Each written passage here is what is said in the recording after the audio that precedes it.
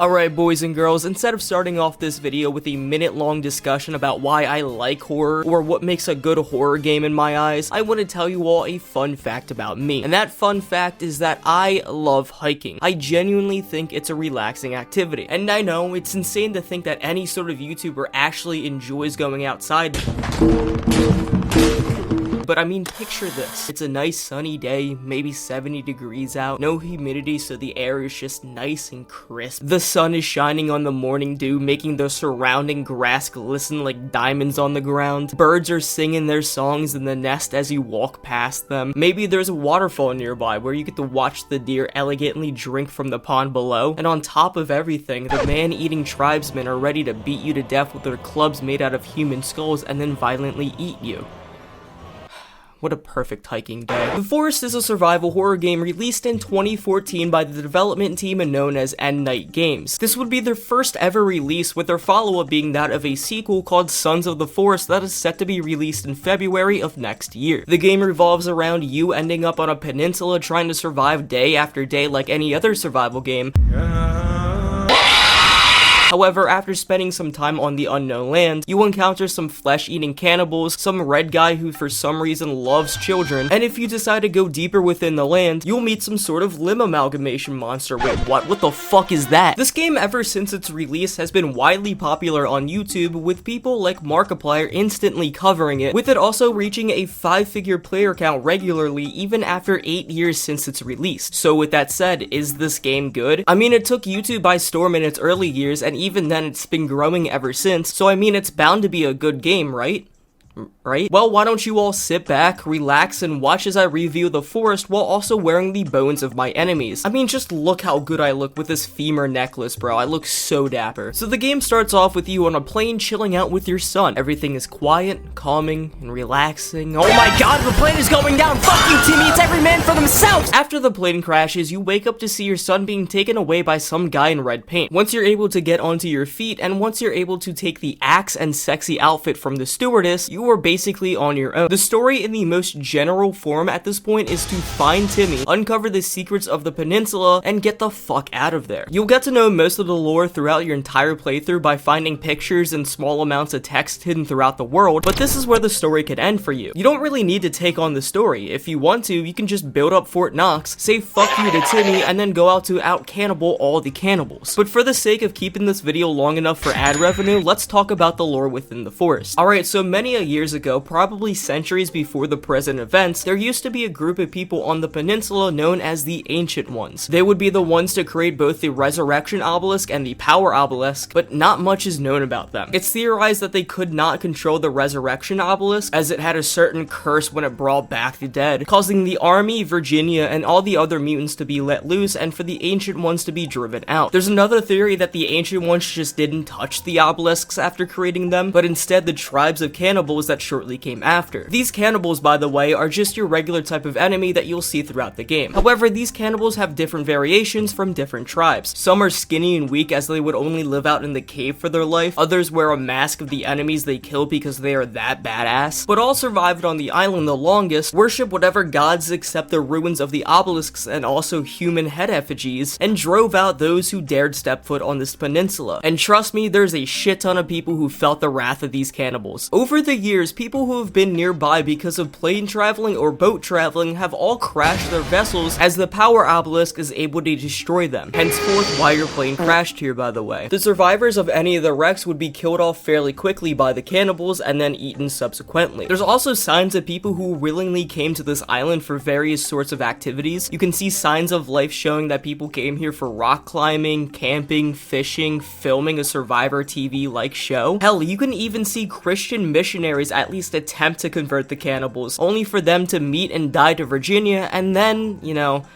become food. It makes the island feel so alive and so explorable, and it gives the reasoning that this place is extremely dangerous, as everyone who entered on this island did not survive. Well, I mean, except for one group. A couple years before the game's present date, a company known as Sahara Therapeutics bought out the land to use for testing. They wanted to use the obelisks to create the Jarvis Project, a project in which primarily the Resurrection Obelisk were to be used to heal up dying children, led by a Dr. Matthew Cross. The problem problem arises when it's theorized that the obelisk requires a human sacrifice to bring back the dead, and once the specimen gets brought back, they get turned into this fucking fleshy, gross-ass mutant. Yo, like, imagine how unlucky you have to be like, born with cancer, and then to try to counteract the cancer in your body, you get sacrificed to save somebody else, and then later brought back to be this ugly-ass motherfucker. Couldn't be me, though. I'm quite happy with my only 2 arms, thank you very much. All while this is happening, Matthew Cross's daughter, Megan, gets terminally ill, and Matthew is trying to tamper with the resurrection obelisk to try and save her. This causes a bunch of kids to end up missing as they get sacrificed to save Megan, but all this does is make Matthew get fired, but instead of leaving, he decides to stay on the peninsula and lay off the land to try to save Megan. Megan ultimately dies, however. Sahara Therapeutics gets overrun by some monsters that were able to break free from the observation room. Matthew is still on the land, and now covered in red paint to scare off the cannibals, and is now taking down any sight of human interaction so that he can sacrifice every and any child to save Megan. Now we jump to the present. Your plane has been yeeted into the ground, your piece of shit son has now been kidnapped, and you have to explore caves, villages, and ruins to find the entrance into Sahara Therapeutics to take down Matthew before Megan comes back from the dead. And that's the story in the most dumbed down version ever. I'm not gonna go over the endings of the game, I don't need to. This is a review after all, not a synopsis, but if you would like to learn more about the lore or ending of this game, Gene, show like 4 videos right now of people talking about the lore, and like make the videos overlap. I want to hear them all talk about the Forest lore all at once. Okay.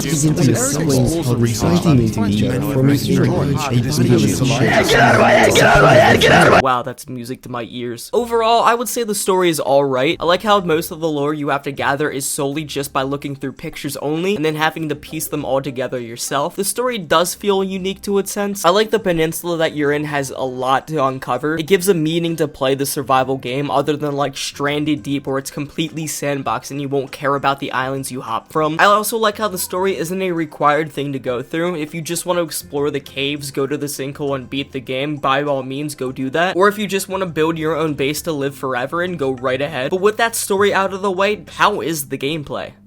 Beyonce had one of. Alright, let's get the elephant out of the room here. The game is extremely buggy. Like, I'm talking you will not finish the game without encountering at least a dozen bugs. It isn't too game breaking, I guess. Most of the bugs I saw had to deal with collision or hit detection, but nevertheless, it is there. There's moments where if you cut down a tree and it lands on you, you gain the power of goddamn Superman and feel absolutely nothing. But there's also other moments where if you stand right next to the falling tree and a branch hits you, it's game over. There's moments where animals that you chase down to kill will not be hurt unless you hit them, or they might just phase through a rock or a building. I've also had moments where my log sled just goes flying because something random hits it. These type of bugs honestly make the game more fun, especially when playing with friends, as all you can just try to do is find the best bugs and glitches out there to laugh at. With that said though, there are a few game-breaking glitches that I just can't not point out. Like how if you put down a log into its own storage area, the game doesn't recognize it as no longer in your inventory, so you can easily just dupe it by spamming G, C, and E. In turn, stuff like this makes the already not so scary game a lot less scary though. And it doesn't help that the game just does not look good at all. Everything has a shiny feel to it, especially with the cannibals and mutants that you encounter. And a lot of the textures on like the rocks and trees just look like an eyesore. Also, I want to just point this out, but I think this animation, this janky, unrealistic, animatronic-like movement style that you see from this talk show host is just...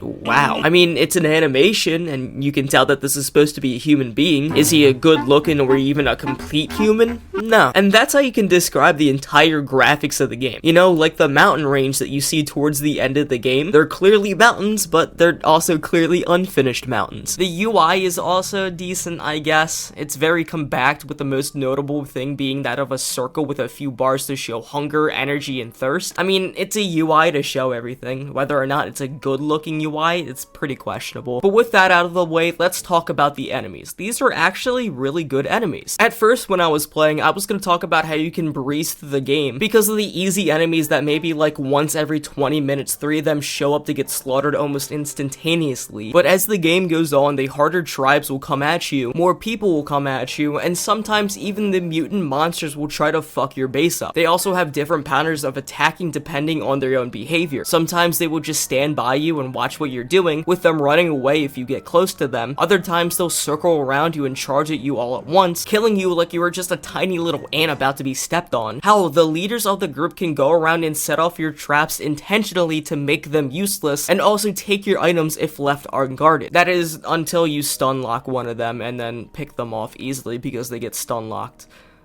But the mutant monsters are also terrifying. They aren't really that hard when you can understand their attacks though. You can probably even kill them with your starter axe and no armor. But I mean, their designs are amazing to see, and I always look forward to attacking them because they're really good looking. And I know I wasn't going to talk much about the ending of this game. However though, the end boss fight where you have to kill Megan to attempt to save your son is one of the worst boss fights I have ever played in my life. In her mutated form, she grows like these two lanky ass legs for her to stand on, but this causes her hit detection to be all sorts of terrible. You have bombs and molotovs either not hit her when landing on her, or just phase right through the ground or her legs. Hitting her with melee weapons is like playing roulette to see if you can actually inflict damage, and using any sorts of bows is just impossible with the literal no sights or crosshairs. She'll also just run to you like she's the fucking Flash for some reason, and once she hits you, it's a good chance that you'll be stun locked and killed. All while this is happening, you're in an empty ass arena that offers absolutely no help guiding you. Like, there's no items to find on the ground, there's no cover, it's nothing, it's just barren and open, it's terrible. But I mean, just like the mutants, it was cool to see her design, I guess, and her transformation was alright. So I guess the positive outweighs the negative in this term. The next up is building. It's very tedious. The negative is gonna outweigh the positive on this one. I like some of the builds that you can create in the game, like the effigies, the scare away the cannibals, or the different types of shelters that you can build, but holy shit, it takes so much to build something just to get an alright result. Like, it's not really fun to spend an hour just gathering up logs to build a cabin and some walls. I know the game is supposed to be realistic to a degree. You're not just gonna build up the house in a span of 2 seconds like you're in creative mode or something like that, but come on. It's nothing but tedious collecting 400 rocks to build up spike traps, especially when you can carry about 5 on you at once and about 20 in a sled. It's just hit or miss for me, and it's mostly miss. It just takes up most of the playtime if this is your first playthrough, and if you just don't want to go around massacring the cannibals, and it's just not a redeeming quality. Same with the crafting too. I mean, I like the end results of a lot of crafting. I think making armor out of the bones of your enemies is genuinely sick, and I think putting teeth on your weapons to increase damage is incredibly badass, but holy shit, give us a crafting menu at the very least. I don't think I've crafted anything without looking it up or asking a friend, because it doesn't tell you what you need or how much, and a lot of the time you're just gonna be skipping through the crafting without realizing. Overall, I would say the game is a good game, I guess. I wouldn't say it's scary, there's no jump scares in the game, and it's really not psychological horror in a sense, as you're already well defended as is, and you stand a chance every time you get attacked. But with that said, the game is fun to play, and I highly recommend you play with friends, because if you play with solo, it's kinda gonna get stale. To put this into a type of rating, I would have to say 4.5 out of 10. I think the game is very unfinished, and although I did have a good handful of moments where I enjoyed what I'm doing, it was mostly because my friends were here to play with me and make fun of the game. If I were to play this game just myself, you know, no friends, no recording software to make this into a review, just me, myself, and the little shit Timmy, I would refund this game. But what do you guys think of The Forest? Do you guys like it? Hate it? But other than that, I'm gonna end this video here. Thank you guys so much for watching this video. If you guys like this video, maybe hit that like button and subscribe. I'm closing in on 10,000 subscribers, and it would mean so much if you guys like this. And I'll see you all in another video.